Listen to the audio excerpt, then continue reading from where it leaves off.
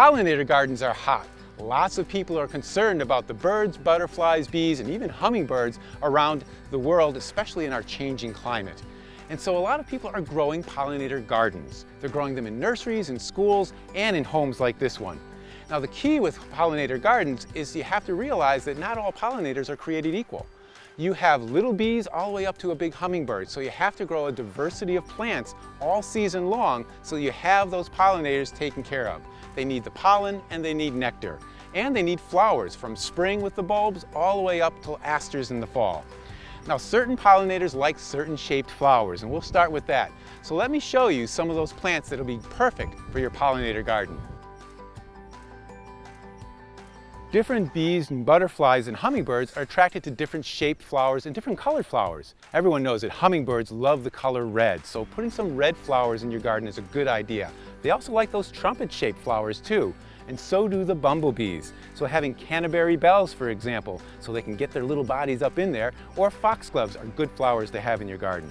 Another type of flower to have are cup-shaped flowers, like geraniums and evening primrose. These are good for certain bees. They really like to get inside of those.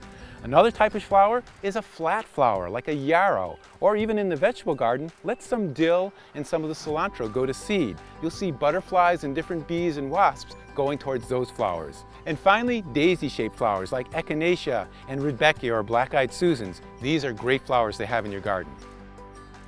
Now another thing with flowers you have to realize is that the hybrid flowers that you see a lot in garden centers, they really may not be the best kind of flowers for pollinators. You get some that really don't look like the original flower. So for example, we have some beautiful echinacea here, the purple coneflower, and here's a hybrid version. This is a white one called milkshake. It's a beautiful flower and it looks nice in your garden, but it may not be as attractive for the pollen that it has for those pollinating insects. So it's always best to look for flowers that are like the native species or ones that are heirlooms. These are the ones that have the pollen and nectar that those birds and butterflies and bees really love. Now it's not just about flowers too. Other things that birds, butterflies, and bees are going to need is water. Now water is really essential, and you can have a bird bath in your yard or just create a little muddy spot. All you have to do is just water it frequently right on a clay spot and it stays muddy, and you'll see butterflies and bees coming in there all day long to get a little of the minerals and some of the water. Another thing you want to have is some habitat.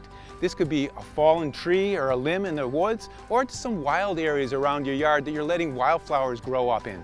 These are places where birds, butterflies, and bees can hide, they can build nests, and they can have a place that's a safe haven for them as they come in and out of your garden. So creating a pollinator garden really involves the right plants, different kinds of plants, water and shelter and habitat. You put all these together, you'll have a beautiful pollinator garden. If you want more information about gardening, go to my website, gardeningwithcharlie.com.